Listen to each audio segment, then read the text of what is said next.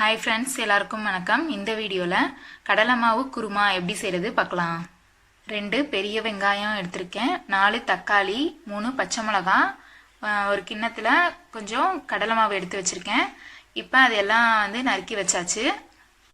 கடாயில் எண்ணெய் ஊற்றி கடுகு, உளுந்தம்பருப்பு, கடலைப்பருப்பு, கட் பண்ணி வச்சுருக்க வெங்காயம் சேர்த்துக்கலாம்.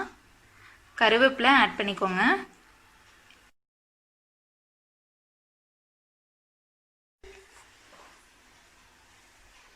வெங்காயம் வதங்கின பிறகு தக்காளியும் பச்சை மிளகாவும் சேர்த்துக்கலாம்.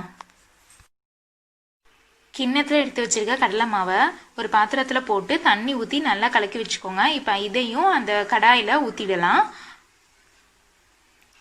மஞ்சள் தூள், கறி மசாலா தூள் ஆட் பண்ணுறேன். தேவையான அளவு உப்பு சேர்த்துக்கலாம்.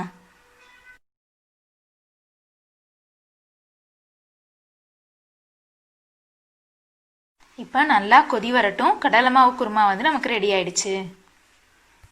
இட்லி, தோசை, சப்பாத்தி, பூரிக்கு கடலை மாவு குருமா ரொம்பவே நல்லாயிருக்கும். கண்டிப்பாக இந்த மாதிரி ஒரு தடவை ட்ரை பண்ணி பார்த்துட்டு உங்கள் கமெண்ட்ஸ் சொல்லுங்கள்.